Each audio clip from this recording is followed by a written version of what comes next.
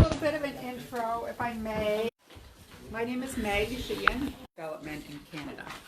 And this is an issue because Massachusetts wants to import more of this hydropower and is calling it green, and this is an international issue.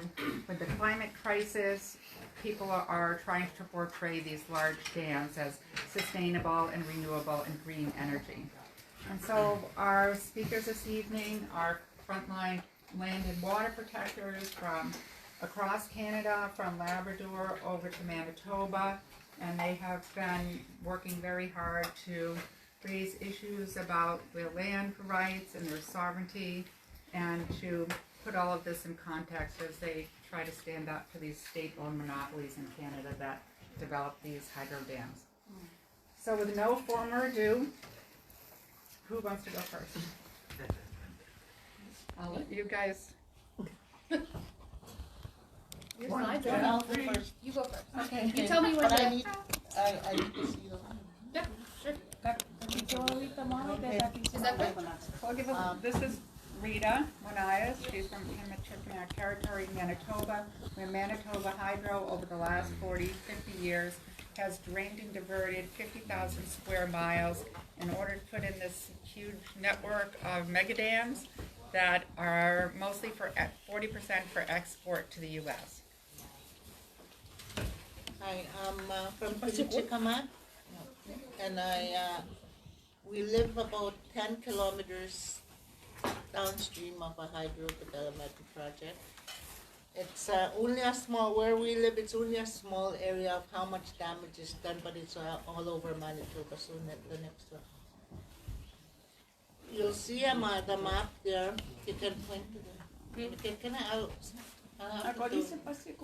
It's I'll have to do it myself. okay. It just doesn't go very far, so. Okay.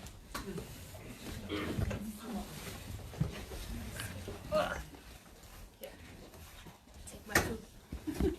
Sorry. This is and this slide that this is Manitoba. This is where we live, and you see all these little dots here along the way over there too.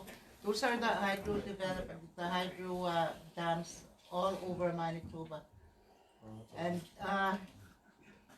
this is where we live around this area. And there's a structure there. A control structure regulating a big lake in Manitoba, which is Lake Manitoba, and it's this lake here. And Manitoba Hydro, the corporation that sells energy, goes into Minneapolis, St. Paul, around this area. The corridors, the corridors go to this area, and that's where they sell the electricity to. When I was a little girl, this is how our water looked like. There's no, you can see just right to the bottom of the lake, and it was like that all over. Today, what you see is this. Oh, damn. That is what we live in the summertime. And when we get to this one here, this one, that's how our water looks along the shoreline in the community we live in. And this is all scum, and it stinks all throughout the summer. In many cases, our trees are they fall into the water. This tree that you see here used to be a part of an island, and this is the last tree that fell into the or submerged into the river system. And you can see how muddy it looks. And here, these are the trees that fall into the water system, and they cause mercury pollution. All kind of contaminants go into the water system, and our water is not good to drink. With this one, this is another summer effect. It really goes dry. This one that you see here. and then again when the water goes down in our area in the summertime, this is what happens to our fish. Welcome. This our fish, not only fish, but there are other species that we depended on for nutrition, healthy nutrition. They've all they all we call it, the quantity went down and the quality of the food, the healthy food, went down considerably on all animals that we used for food, like muskrat, fish, and most meat as well goes loses quality, Carlton. Most meat loses quality too. Yeah. Oh, Carlton is our young hunter. And this is how our water looks like. This water here. You can barely see my granddaughter's arm underwater here. And when you go further down to the lake, you will only see, you won't be able to see who you're swimming with if you dive. As before with our clear blue water, we used to play underwater, play tag, and we would see each other for a long, in a distance.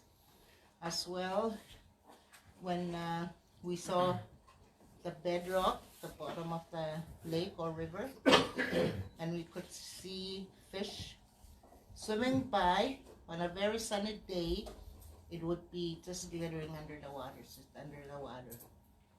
That's how the water was so clear. And with what I was talking about, with all the submerged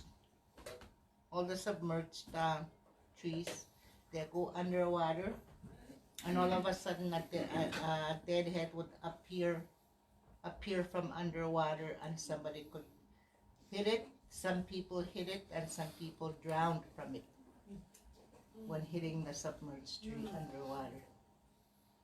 And this is a photo of our family. 2 people died, and this is a marker of where the area where the 2 sturgeon fishermen fished. So they put a marker there. This is the family. There's the wife there, and these are the sons and daughters. And on this same picture, my husband's brother was one of the people who drowned in it.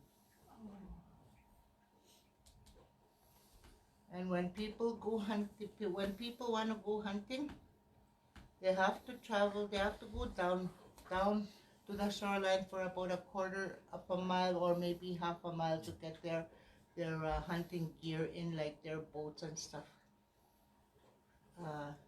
Boats, their hunting gear, like the fish net, their guns, their shells, and whatever their food, the basics. Out there, they usually eat the fish and species of whatever they could get. And this is an example. That's the winter problem. That's the summer problem that I just went through. In the winter time, people have difficulty traveling on the ice. This is a skidoo that people use nowadays to go hunting, fishing, trapping. It used to be a dog team or even walk, but they never had problems with slush, having to go slush. Slush is this is the slush area. Some people have to avoid this area, but unfortunately they cannot avoid slush because it's under here and under over in the front over there. So this person who went hunting will have difficulty going through all that slush. And sometimes there are holes under the slush and they go down and they drown. With this one, you will see. If you use the arrows on the keyboard. I do. This one. This was the skidoo that was up front here, probably up front here. It's past that. So what I mean when they go into a slush area, they go through problems like this, and it gives them difficulty for navigation. And this is only a marker that our people put markers on the river system. On when there's a hole in the ice, they put markers like these. And with this one, you can see this is a nice ridge. This one here is a nice ridge, but it goes under here. You see this area? It goes. It's like that under here. So when people come around thinking that this is a safe place to travel to avoid this ridge here, they're wrong, because they're gonna hit this ridge here. And this is an example. This picture was given to me by my cousin Lyle. Lyle Whiskey. This one here is an example of how the ice falls into the river system. This is a woman trapper, Lena North. She's a woman trapper, and they took a picture of this. This ice fell down somehow. And if somebody comes from that side on a skidoo, there's a possibility that he could get hurt, will get hurt. And this is a space where there are places where there's ice. When Manitoba Hydro lets go of the water, okay, there is a space here. There's ice here, and there's water here. And then when they need some more, they let go of the water, and then they will build another layer of ice. And that layer of ice, all those layers of ice have hollows in them, and the people can drown from that. And So Rita, it's all ongoing water management that's causing yeah. it, It's controlled by Manitoba Hydro. but without notice to anybody. Well, there is notice, but the notices are not. Doesn't mean anything. It doesn't mean anything to us. Nobody knows what the next day weather will be like. So that's I think they're doing the right thing by telling people this is how much water we're gonna let go, but it's not. And this is the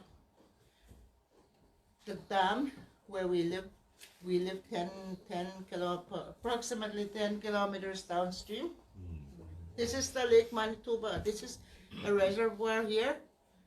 This comes from Lake Winnipeg, the lake I showed you before, and it's stored in there, stored on this system for a while. And when Manitoba Hydro wants to sell, or when there is a need for electricity in the south here, or even in southern Manitoba, they let go of this water into downstream. And this is how it looks like downstream, and we live downstream that area, about 10 miles down that area. So we decided one day to have to do something about this, these dangers, the unhealthy way of living that Manitoba Hydro has brought onto our lives, the development has brought onto our lives, the economy that we lost, the economy that we had. Our people were fishing, hunting, trapping, and gathering of foods and medicines, berries and medicines, and all of what we had medicinal value. So with this fluctuation of the water system, it created some contamination, mercury pollution, and so forth. So at one time when we are still fed up with how our environment is being destroyed so drastically. The river system is reversed, and so it's unpredictable right now as we speak. When we live in our community, the water system is unpredictable for us. So with all this water fluctuation that's going on, that's the biggest problem, and that's what took away our lives. Cultural genocide. It's cultural genocide. They have taken our livelihoods away. Our economy has gone down considerably.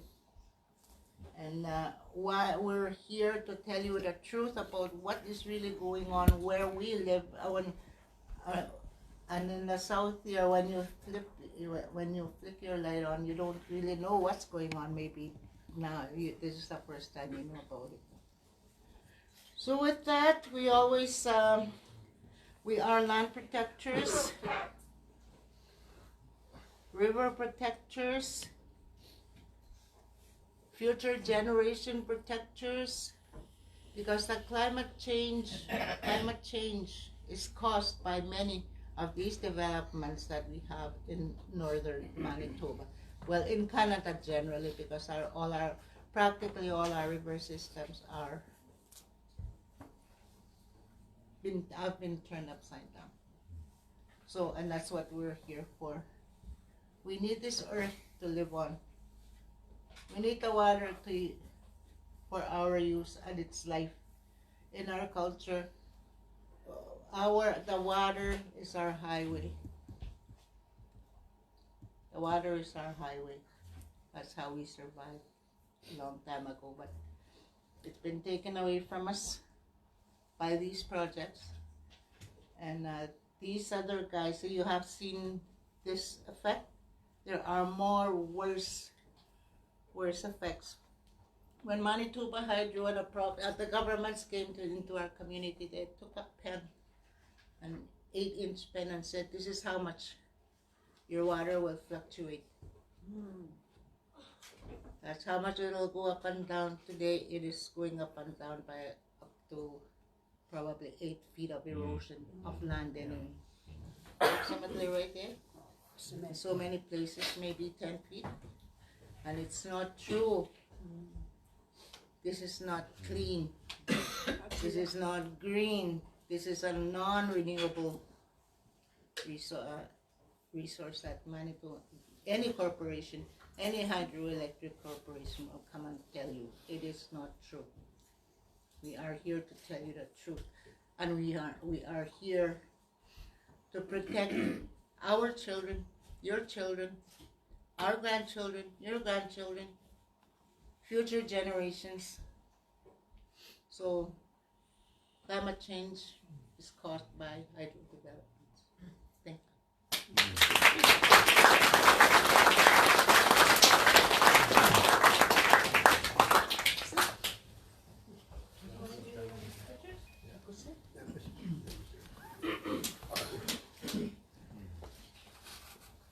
My turn, I guess. Always the same story. I want to take this a little bit different in approaching this destruction of our indigenous lands back where we come from, as the Michigan people, our territory. One of the most important things that the Massachusetts people need to understand is that your government may say to you, "We're getting clean power." It doesn't affect your state at all.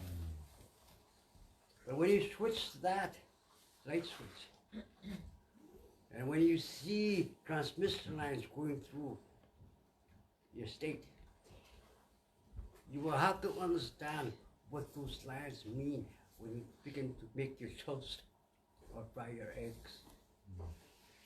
Because where it comes from is basically an outright cultural genocide.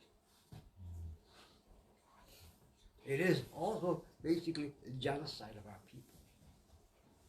When you destroy somebody's life in front of their faces, the pain and the loneliness, the sadness that comes into our elders, they die slowly.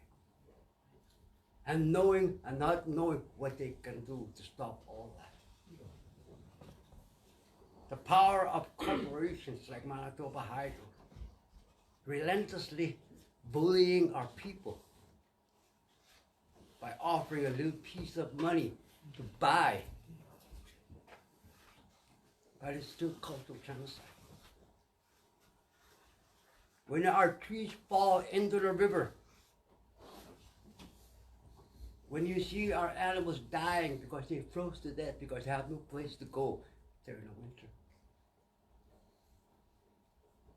When our fishes start falling on the shorelines because they got caught in a shallow little lake that they couldn't escape, they die. When you find our ancestors' bones and their skulls on the water because the land got eroded, that is altogether a cultural genocide. You die inside.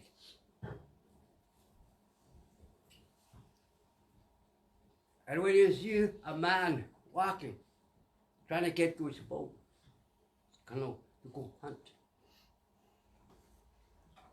to walk at least almost a quarter of a mile to get to his boat with mud. When you get up in the morning and all of a sudden your river disappears from your shorelines. When an elder sees that, in the days when the lake was beautiful, the spirit of our people was with that water. The spirit of our land was about us, who we are. That's how we live. That is the spirit of who we are. The examine to our Creator that put us here to live that life.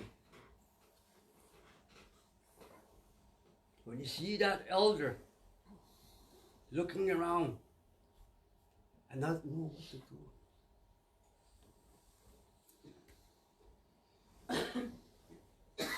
Time and time again, my elders stand up for us. They win battles, they lose battles. Today we still continue to fight. Tomorrow we'll continue to fight. But we have to do it as one. All of us.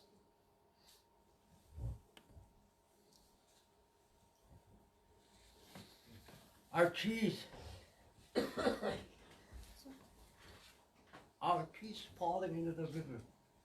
Sometimes real landscape going into the river. Creating toxins. Possibly mercury. Amy will talk about later. This is what you guys, people in Massachusetts, get cheap power at the expenses of our lives. We pay a large amount of hydro electric that we get from the. Some of us have, I have the pictures of some of the hydro bills. Some of them are 21,000, 14,800. What? Well, here, you possibly pay maybe $100 a month. Not a month, 14,000 over, Pardon me? 14,000 over a year, Yeah. couple years. No, in a couple of years, some of them don't want to pay anymore. So they accumulate their hydro bills to a point it goes up to 21,000. Well, some of us don't pay. I don't pay either. There's a reason why. It's called civil disobedience. This is the only way we can have Manitoba Hydro says, Jessica, we wait. And they sent us letters, red envelope saying, this is notice to be disconnected our homes. We fought back. I wrote a letter back and said, if you come and disconnect our homes, we will go back and disconnect yours. The power that goes to the United States.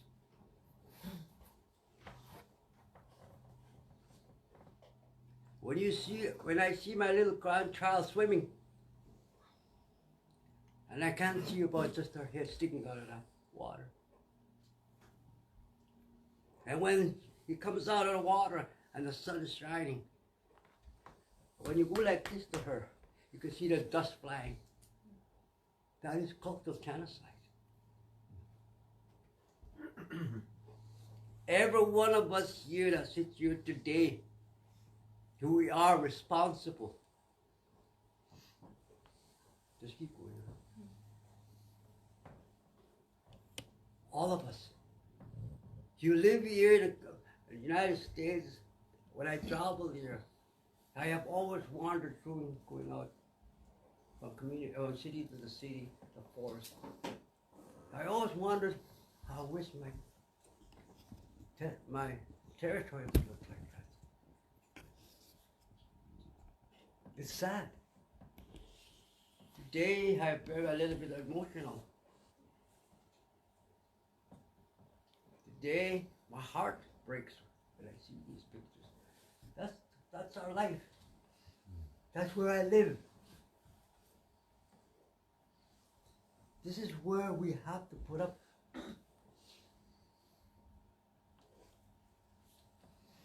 When our people go out fishing, they dig a hole. That's water there, black, and stinks like sewer. And you see these lights, we call it luxury. Back home, it's called culture genocide. The power of corporations is relentlessly destroying. That used to be white beach. Now it's just mud. That's what it looks like in my community when the water disappears from our eyes. Okay. So one day, one beautiful day, in a very windy day in the afternoon, around September, I heard a woman say to me, I had enough. Let's go. Let's go have some tea where the dam is. I said to her, but it's cold out there. She said, well, get a little tent and we'll go. And we'll tell Hydro that they're occupying our traditional lands for free. And we will not go there till we can get them out of there.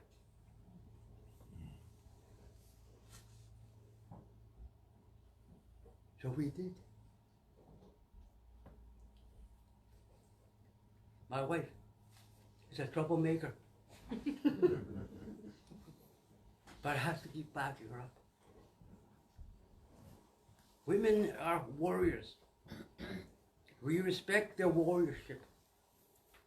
But us men have to come and defend those warriors. For that is our duty. That is our responsibility. Because Mother Earth is a woman that carries life of water. And when a child is born from the womb of the woman, water comes. It is life. Our spirit is water. When the water goes through, it has memories. That's who we are, because we are made of water, so we have memories. We connect that life. So when we came there, and I said to myself, my wife, well, we've done it. We made people come as one and declare that this is our land. Thank you very much.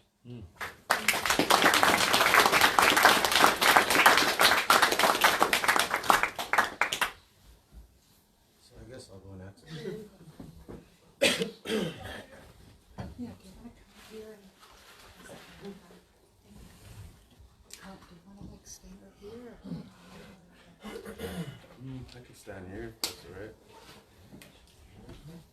Well, as you all know, I'm Carlton Richards.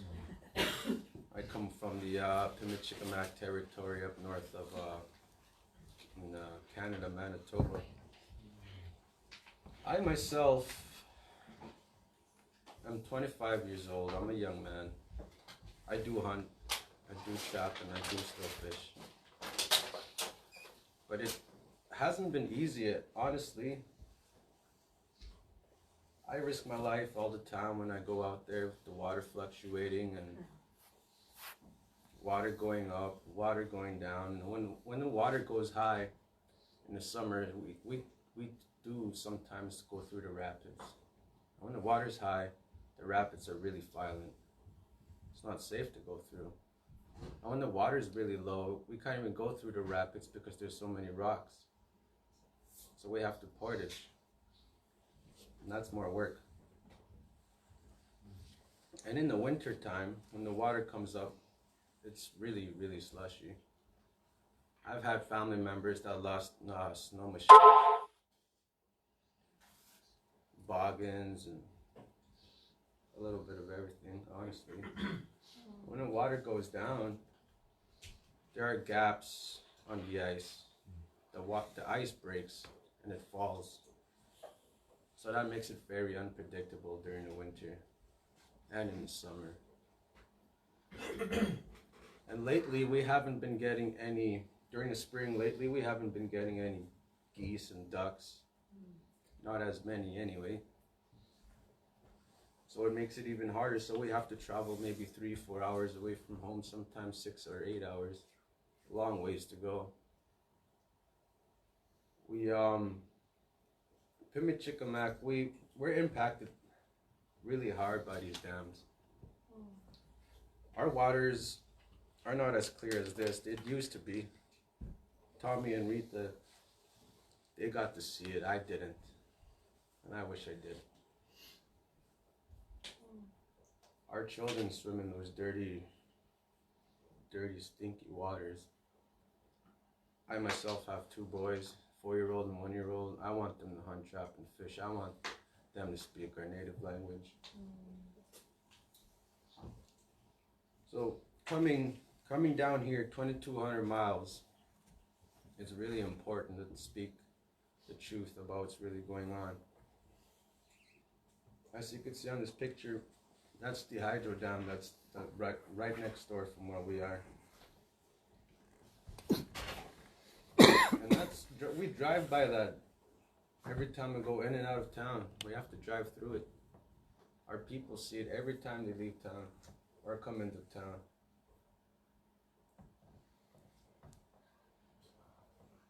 I don't like that dam. I really don't.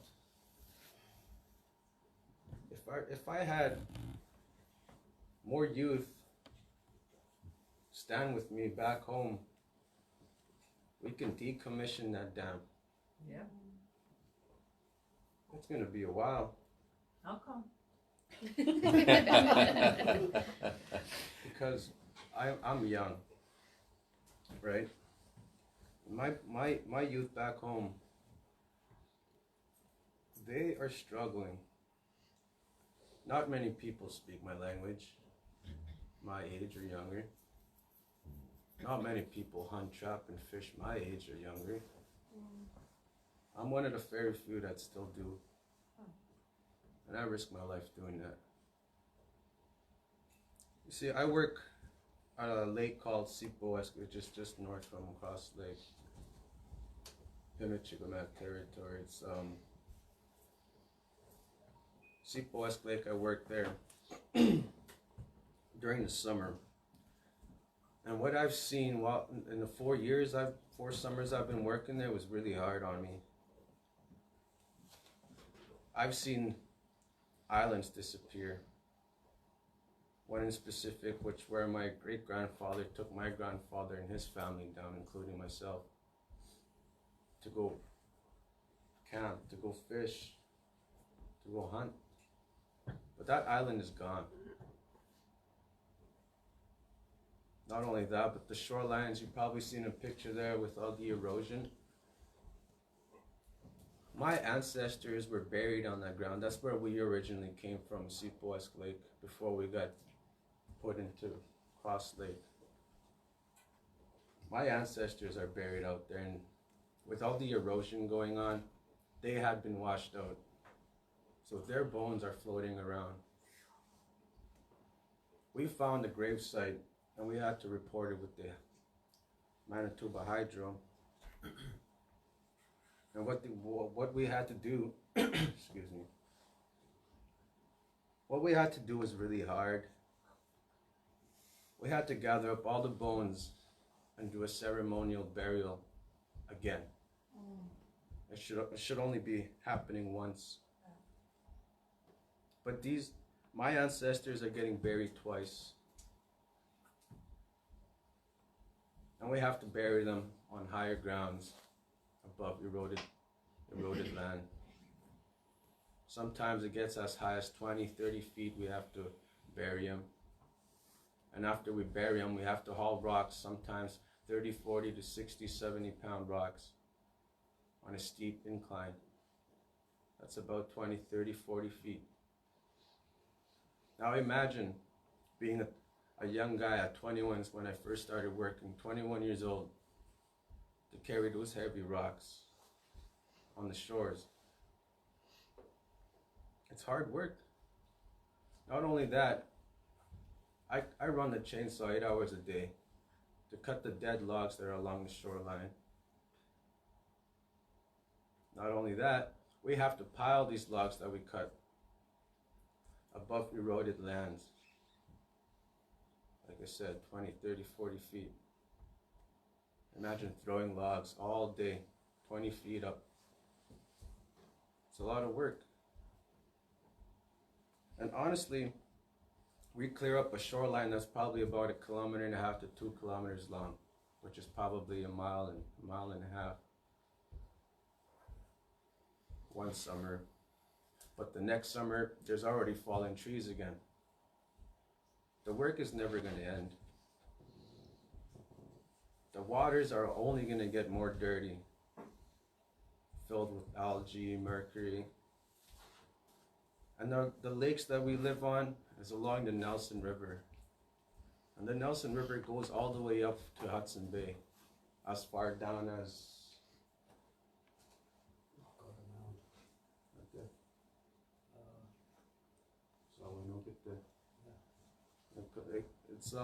it's a big river. Comes down south too.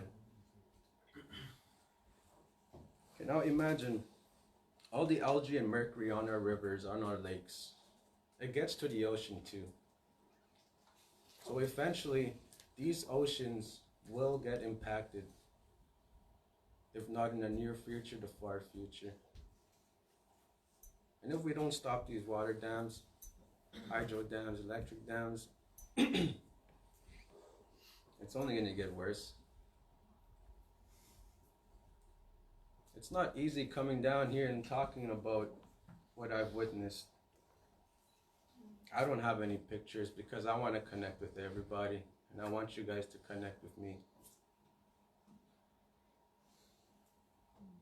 I have lost family members because of the water fluctuation. They risked their lives to cross the rapids, but they had tipped over and drowned. Not only me, but there are many people in my reserve that lost their family members.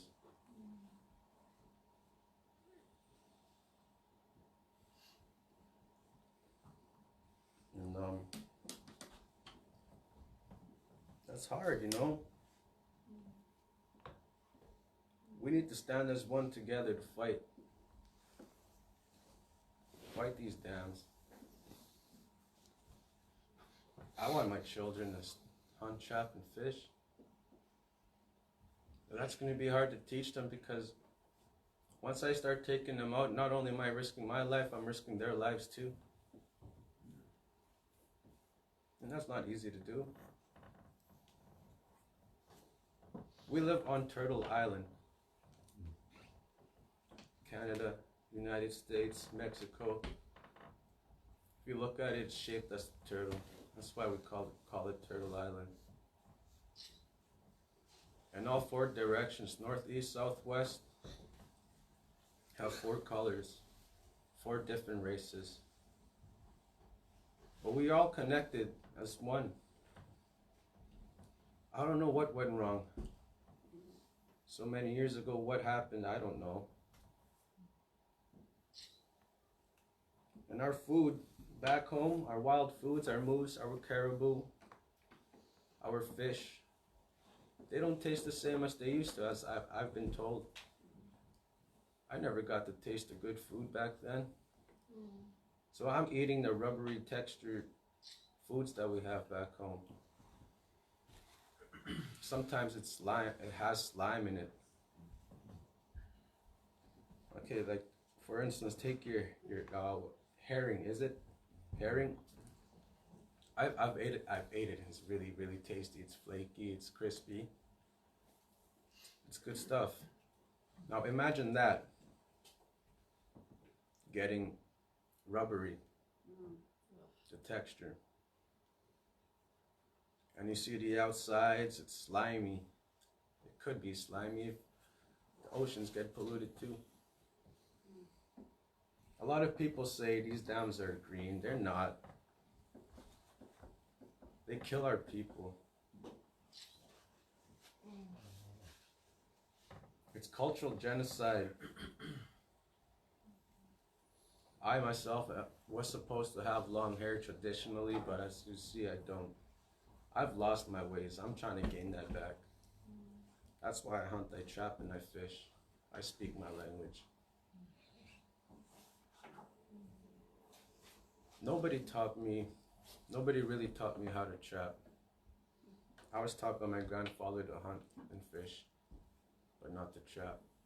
I was self-taught to trap because nobody wanted to teach me. It's really dangerous, especially in the winter. You get stuck out there and you're stuck in slush, your feet are gonna get wet. If it gets really cold, you could freeze to death out there in the middle of a lake.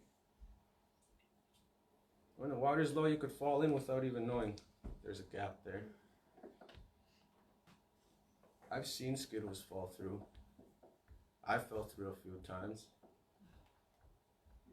But I was fortunate because I had ice picks. I was prepared. But when the dams first started coming, our people, my ancestors, they weren't. So they lost their lives. That's really hard, you know. And I see Tommy and Rita fighting these dams for a long, long time. That gave me motivation to come down here and talk. And before we came home, I sat down with two elders. And you know what they said to me? Boy, stand strong.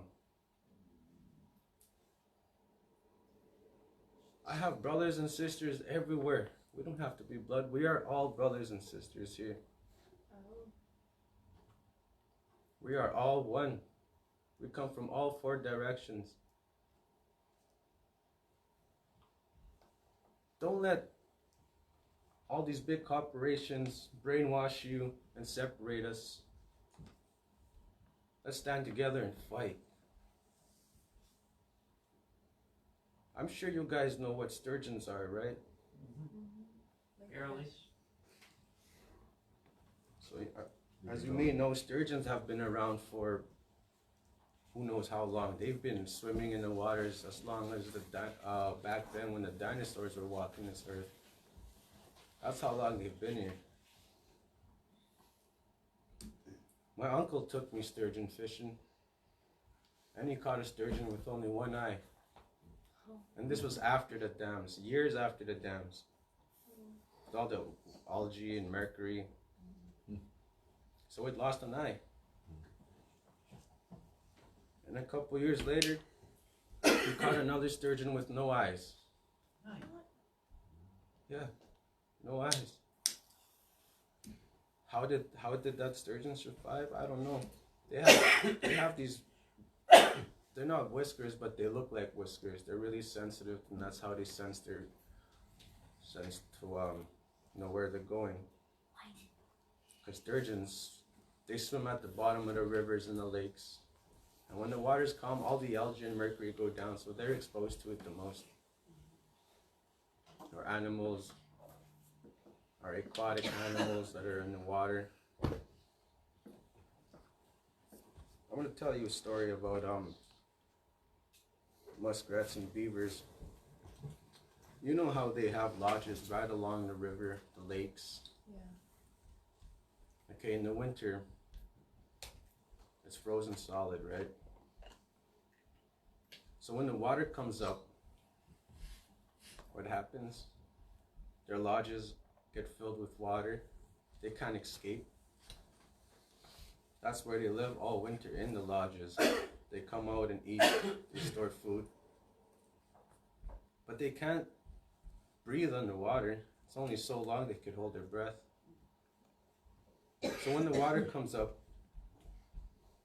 they're literally drowning in their own homes, their own lodges. The beavers, the muskrats. It's sad, man. Because my people do eat beaver. They do eat muskrats. And with the water coming up right now, we're not going to see muskrats in the middle of winter when we're trying to trap them.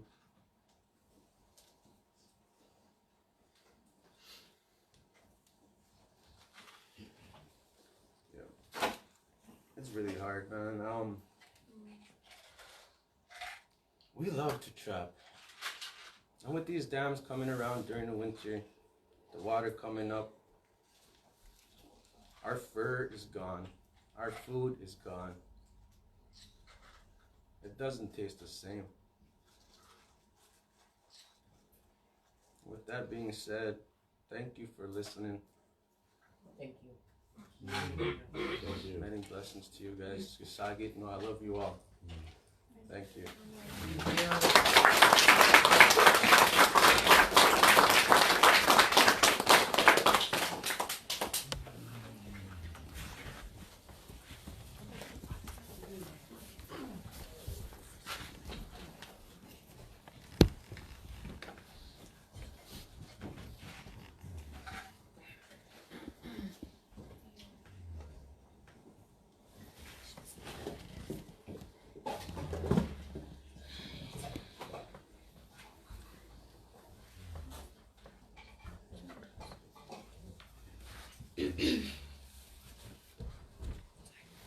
Is this good? Hi. Hi. I'm Amy. I'm gonna chat with you a bit about like how I got involved, and some of the stuff that's happening in my backyard. So I'm from a different place than everyone else. I'm from Labrador, which is kind of like the northeastern chunk east of Quebec. I'm Inuit. My family is from Northwest River, Nain, Nunatsiavut. I joined up with the Labrador Land Protectors in October of 2016.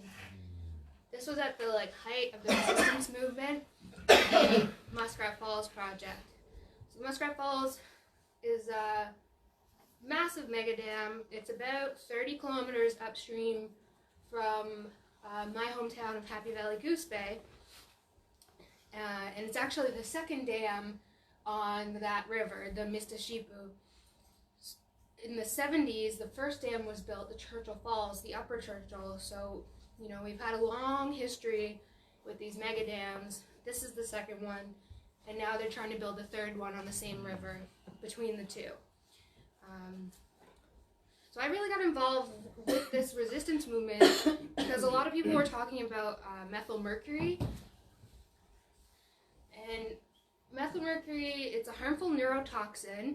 Basically what happens is all vegetation has mercury in it, but when it's submerged in water, it turns into the harmful methylmercury form.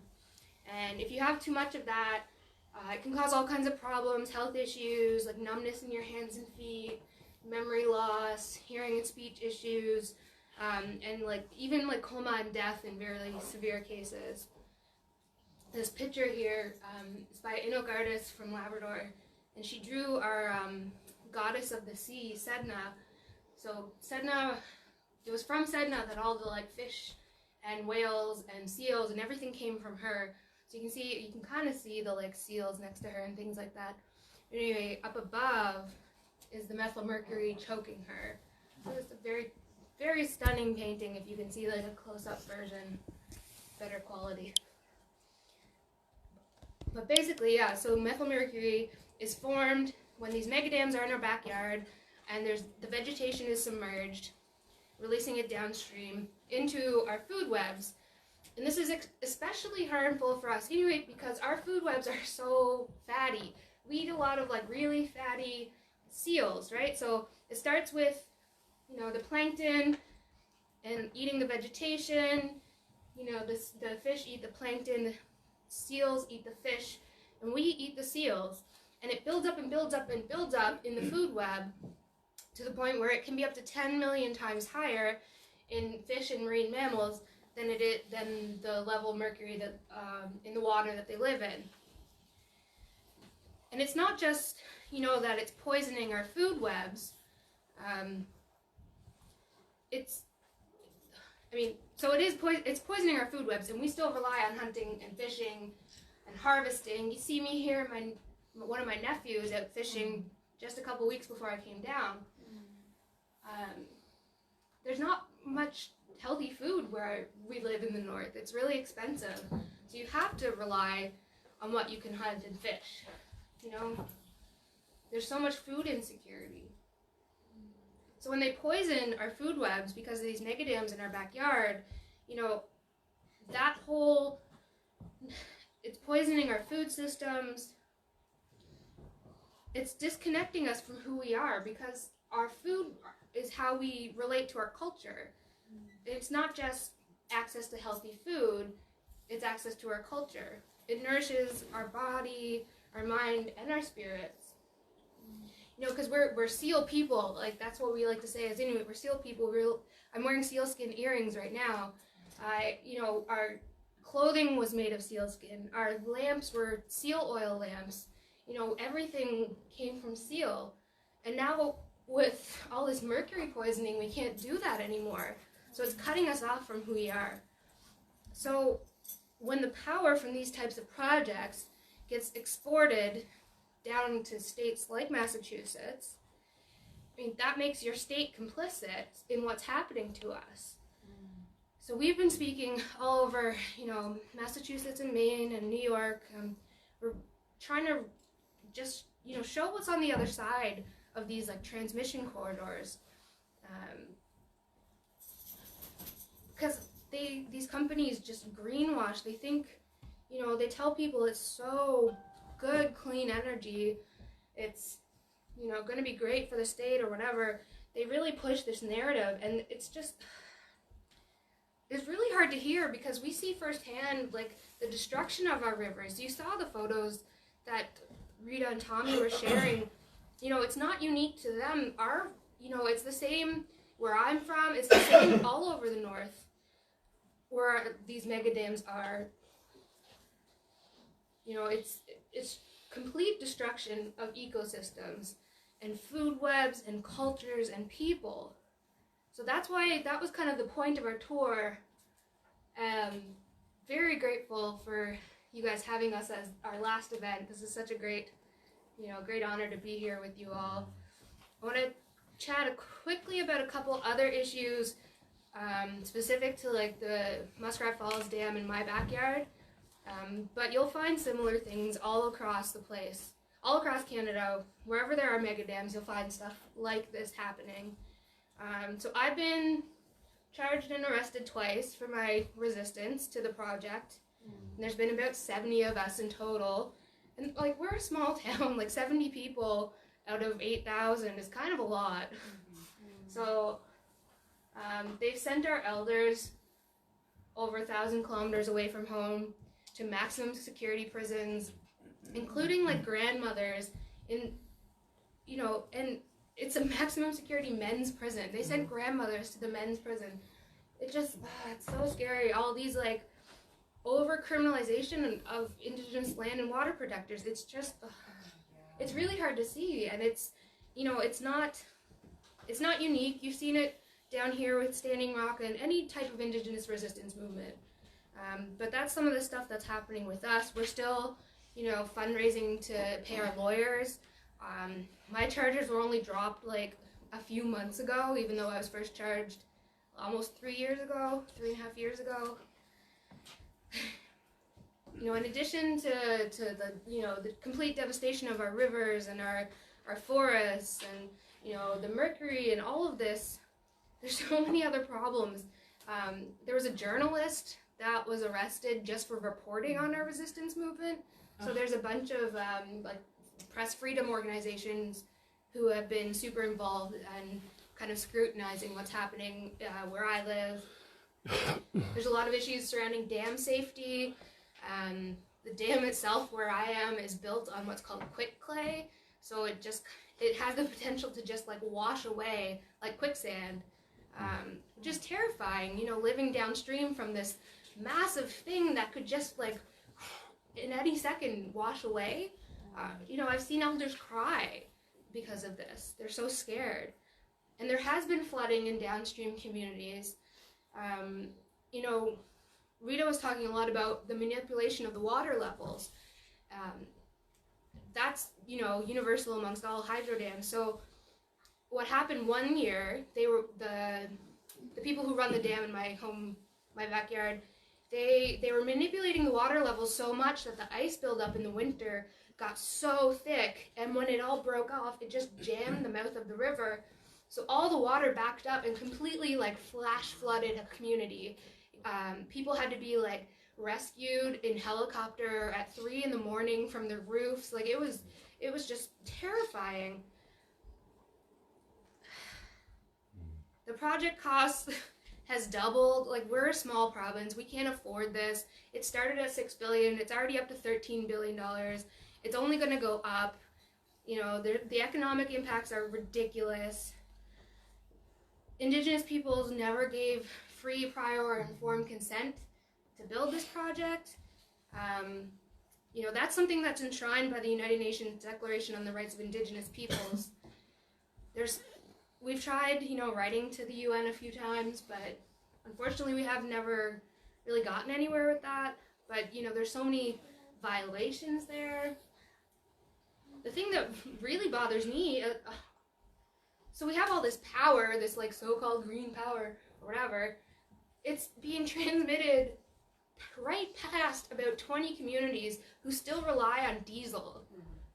Like they can build transmission lines to go right past them, but they can't make that extra little connection just to get people off diesel. Anyway, this is, you know, some of what's going on in my home. But like I said, it's not unique. These issues are, you know, pretty universal in terms of all mega dams.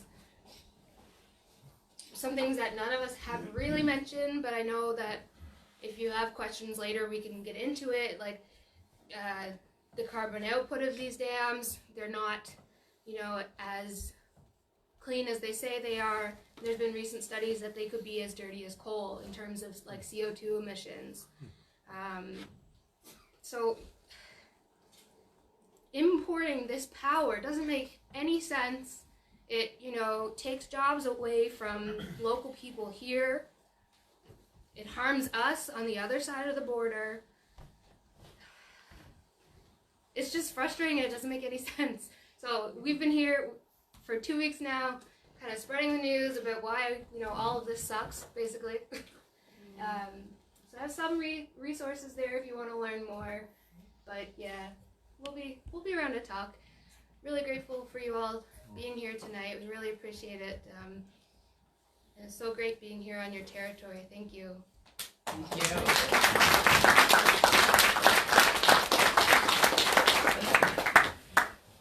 Could you go back to the link for the fund? Oh, yeah.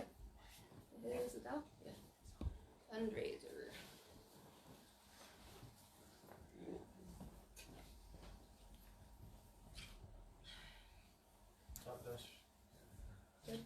So what else can we do to try to help?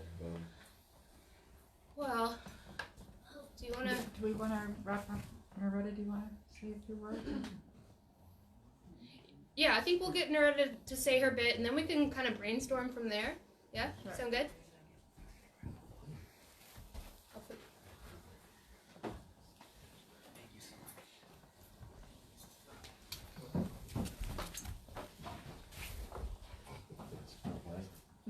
Hi, I'm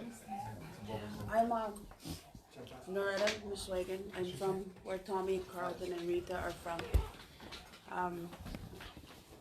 I'm wearing my Panthers t-shirt today because we have a local boy from home, from Crossley, who made the Florida Panthers. Nice. Well, he's on a farm team now, but he'll be there. What's that? He's a hockey Special player. hockey. Oh. NHL. Oh, is it NHL? I don't know. But I'm proud anyway.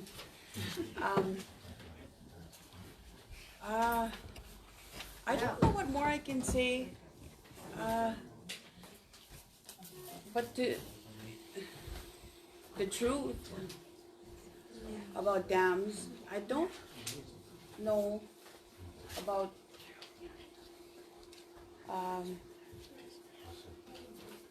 I can only tell you about my life. That's all I know. I'm not like a scientist or a research person or anything. But I do know that I'm 46 years old now. I was born in 1973. And when I was a kid, little kid like this, I could stand in water knee deep and make money.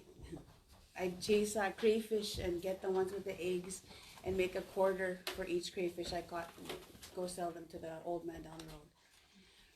By the 80s, maybe that kid's age, I couldn't see those crayfish anymore. I couldn't find them. I don't know if they were even there. Pretty sure they are, but I couldn't find them. My aunties, my uncles, when I was a kid, my uncles, I had 6 of them, 5. They fished, brought in the fish. My mom and my aunties would be ready to scale them, gut them, and whatever, get them ready. And we'd be just kids playing. And they'd call us, the aunties, my mom and them would call us once in a while. They'd say, hasta mikpenatiko kinuseo namestekok smoked fish. Ntekotikok, go hang them. And we'd take them on sticks as kids and go hang them in the smokehouses. That was our job. And at the end of the day, it was our job to go get them and take them to our moms and our aunties, and we'd help them. At the beginning of the summer, my grandmother would take us to up in the bush to go collect those dried birch bark. They're orange, and these are the ones that you use to smoke the fish and any meat, even hide. So we were busy, and then the boys would start unraveling the nets, and it was busy all the time. The ducks, geese would come in the spring, fall and the spring. The men would bring them in. The mums, the gogums, the aunties start pluck them, burn them, and get them ready. And we ate wild food all year long. We had rabbits in the winter, muskrats, beavers, every moose meat in the fall, and we'd be berry picking all summer. We had to because we needed them for the winter. My mom always wanted raspberries for Christmas, so we had to pick them all the time, and cranberries. So we were always busy. And when I told when I tell these things to my children, my son, he said to me, "Mom, it sounds like you guys are really busy." I said, "We were. Oh my God, we're so busy." And he said it sounds like it's such a turnaround, because he said it sounds like you come from a generation that had almost 100% employment rate. He said to us young kids like Carlton, who we now have about 80 to 85% unemployment rate on our reserves. And we live next to a dam that promised us jobs. We have jobs cleaning up after their mess, but we don't have jobs that allow us to build beautiful homes such as yours. We don't have benefits. We don't have the things that people have. And the relations, I don't even know where to start when I think about the relationship with the earth. And I don't know about the States, but in Canada we have, all across Canada, we have a suicide epidemic on our First Nation reserves with the kids. Here too, in US. You too? In US Yeah, too, a lot yeah. of some reservations. So this tour, I'm like nobody, and I don't know anything, but I'm learning, and I feel for these kids. That's why he's here. One night this summer in August, he came to my house. He just lives down the road. He just came in, 3:30 in the morning. I'm not usually up, but he said, your lights are on, so I came in. He sat down with me and we talked about things that were going on in his life. And he was okay. And at the end of our talk, he went like this. Oh, he said, I wish I could just go live out on the lake, live out on the land. And he said he thanked me. He said, tapos ako is kaya kakakitin of mine.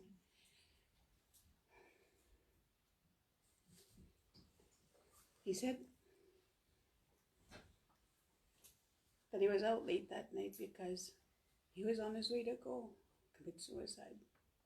He was gonna go kill himself. This kid. And you think he's a hunter, trapper, fisherman. He speaks our language.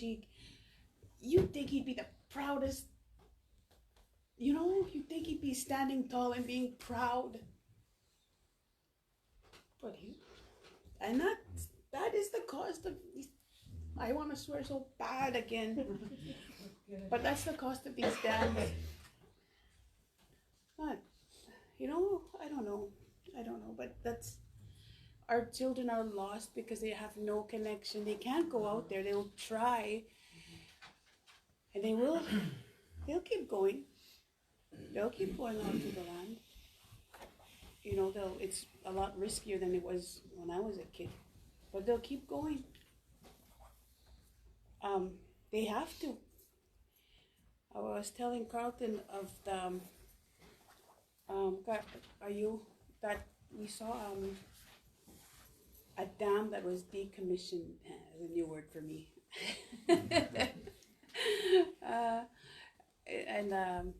It had operated for 150 years.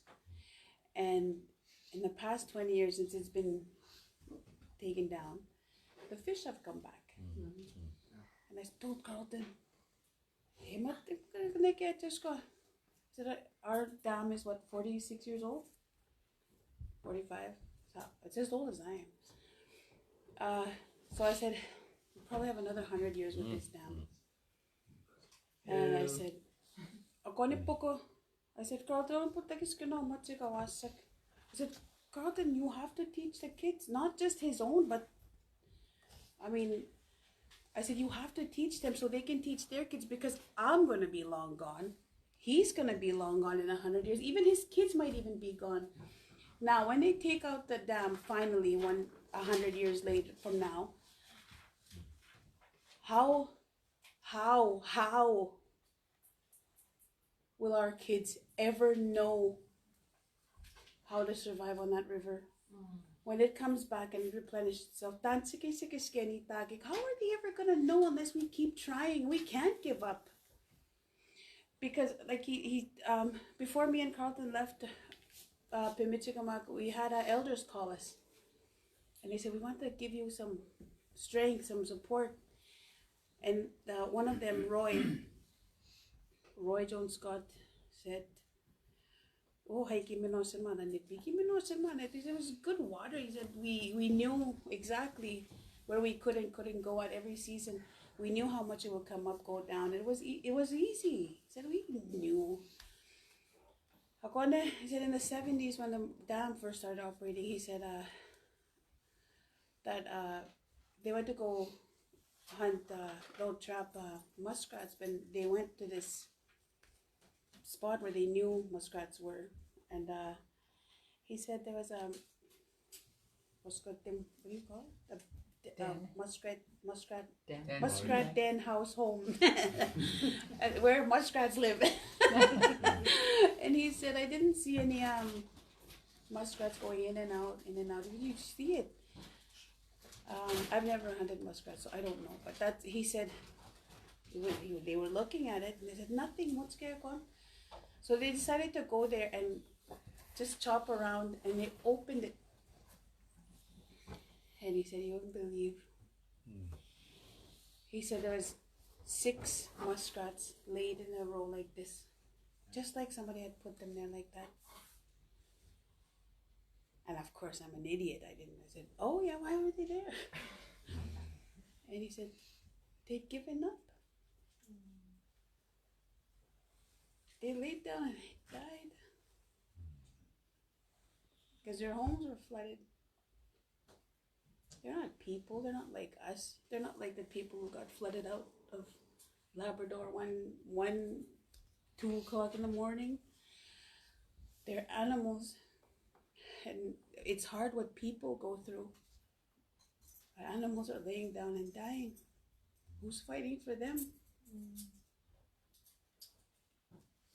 Who thinks about the animals when... And they clean the water. These muskrats clean the water. They're not alive. God knows what he's doing.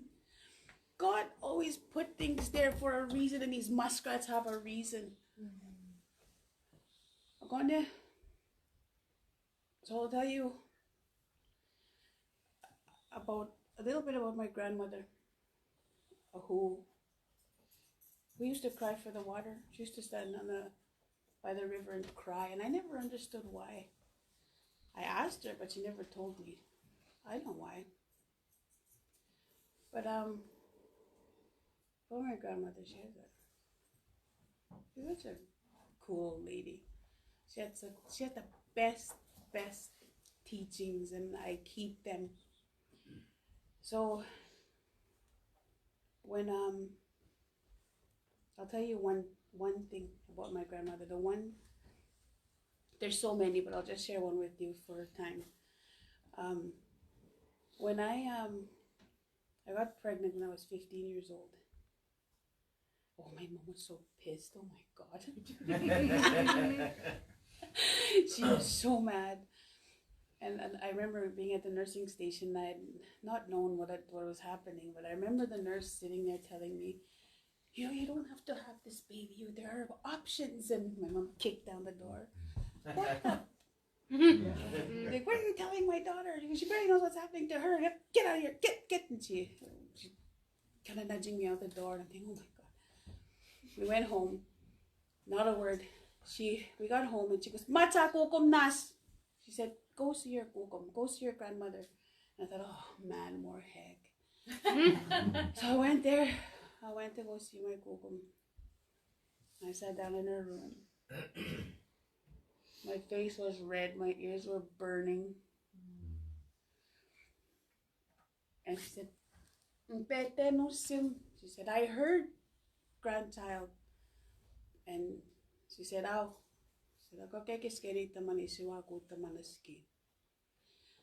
She said, now you will know how you are related to the earth. And she said, tapos kuts matsin keuche panikia week. Ako ni pe ko na skip matsin ko to pani. She said, there will be life that will come out of your body, such as life comes out of our mother. She said, mona mapako na kikiwitso akan kautia tanekuta. Kautia stekan tap matsin. She said, but you didn't do it alone. She said, that life isn't in there of your own. She said, you had a partner. Eoko kisik, the Father sky with the rain penetrates the earth and life.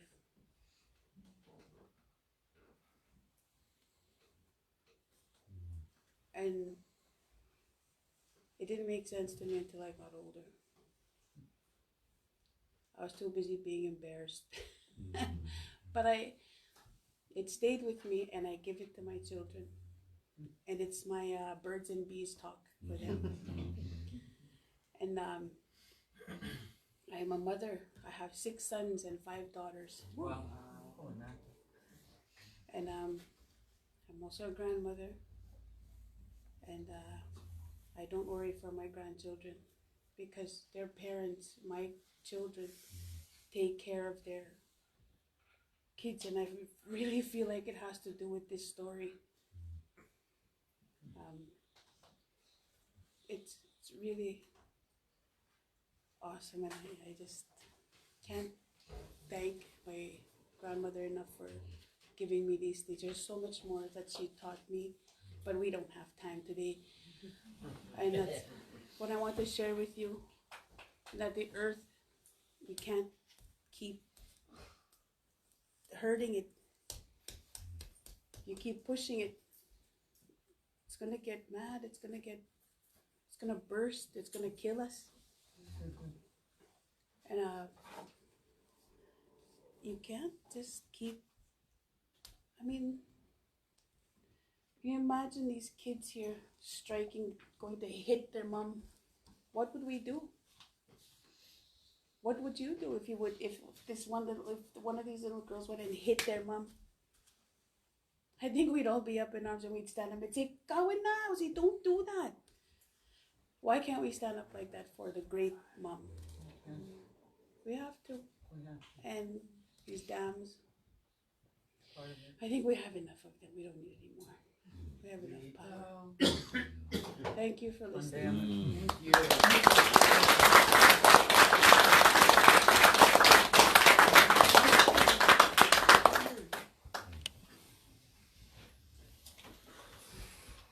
Oh yeah, if anyone, thank you all so very much.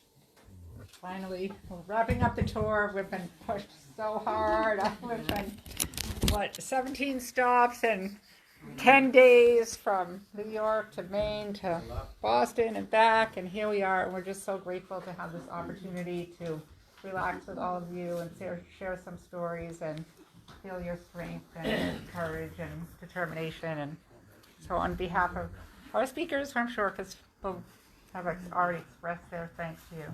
Thank you. And Tell everybody where it's at with Governor Baker.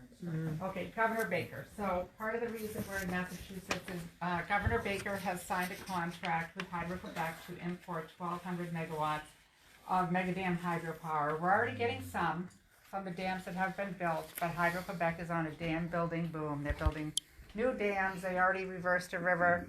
And the power contract has been signed by the governor's people, and they're pushing it, and the corridor goes through Maine. So it's coming over 1,000 miles down to the Canadian border from James Bay and from Labrador to the border with Maine, where it goes through Maine for 145 miles. And there's a lot of opposition in Maine to this corridor, in part because of the impacts in Canada, but largely those folks are focused on their wilderness and their rivers and kind of damage to the views and whatnot. So we've been there raising awareness about, look, there are really significant impacts as well on the other side of the border.